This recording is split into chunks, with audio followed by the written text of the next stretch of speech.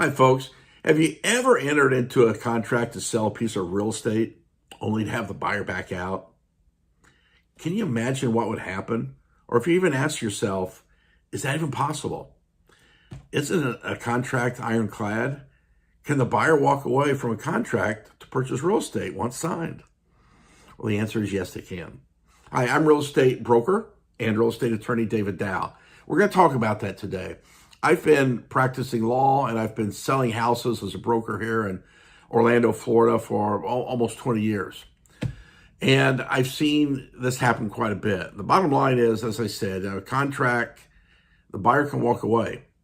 And there's several conditions under which they can do it. We're going to talk about those. There are three contingencies. Contingencies is a condition. So if one of these conditions is met, buyer can legally walk away and receive back his or her escrow deposit. First contingency is what I call the inspection contingency. All contracts here in the state of Florida have a contingency period. And it can be 7 days from the date of the contract or 15 days. That's negotiated by the parties. But the bottom line is, during that inspection period, whether it's 7, 10, 15 days, anytime before the expiration, the buyer can walk away from the contract. They don't need a reason.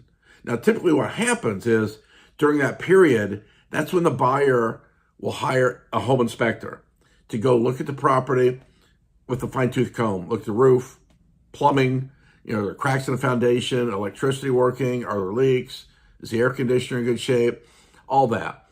And the inspector will put together a report and give to the buyer, and they'll share it with the seller. But if buyer looks at that and just says, that's just too much money, there's too many problems with this house, I didn't know about it because I couldn't see it by just walking through it, the buyer can walk away. In fact, the buyer does not even need a reason. Buyer can just say, I've got buyer's remorse, or I found something better, or I just changed my mind. Buyer has that inspection period to just decide whether to continue or that he or she can just walk away and get their escrow back. Now, the second contingency is what I call an appraisal contingency. Now, if appraisal contingency just says, I, the buyer, am going to appraise this property before closing. And if it doesn't appraise or it's not valued for at least what I'm paying for it, I've got the right to legally walk away and get my deposit back. Now, if the buyer's going to get a loan, the lender will always appraise that property. So, for example, let's say the buyer purchases a property for $500,000. Later, the lender will send an appraiser out to take a look at it. If that property or the appraisal report comes back and says the property is worth $500,000 or more, then that's great. That's what we call appraising, the property appraised at its value. But if the property is valued at less than $500,000, then we say the property did not appraise. If it does not appraise, then the buyer can walk away from it. Now, typically, we have those provisions in the contract. If you're going to buy a contract, make sure you've got a good realtor that understands that, because that provision typically has to be put in by the realtor. It's not automatically in the contract. Now, the third contingency, which will allow the buyer to walk away, is what we call a financing contingency. So at the very beginning, let's say that the buyer's going to get a loan, which most people do. On the first page of the contracts here in Florida, it asks how the buyer's going to pay for the property, cash or finance. And if he checks the financing, it's also going to ask, what kind, conventional, FHA, VA, and so on. And it might even state, it's got to be at 6% or less, for example. So that's put in there. So it says, for example, buyers, pay $500,000 for this property, contingent on getting a conventional loan for 6% or less. Now, during the next 30 or 40 days prior to closing, as the buyer's lender is working on getting the loan put together, there may be an issue that comes up. Maybe buyer just doesn't have enough money. Maybe a buyer has lost his job, and so on. And if the lender turns him or her down, says, we can't give you that loan, then that means the financing contingency kicks in. It allows the buyer to walk away. All that's legally asked of that buyer is that he or she apply for a loan and do everything in their good faith to obtain that loan. So that might mean applying to 2 or 3 lenders, provide all information you've got and try to get that loan. But if they don't get it, they can walk away. And unfortunately for that one is we usually don't know the final verdict until the last minute when we're almost ready to close. So that can really sting a seller. If they wait for this 30 or 40 days to close, and in the last few days, we hear that the lender just can't give buyer the loan, so buyer's walking away. Those are 3 ways, guys, like I said, the buyers can get out. There are ways of protecting yourself, and I'll just briefly let you know what they are. Number 1, the contingency period or inspection period.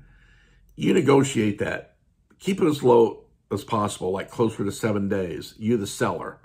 If you're a seller, you want to keep it as short as possible. You kind of want to rush the buyer into this so they don't have time to think about it and have buyer's remorse. As far as the appraisal contingency, you just have to price it correctly.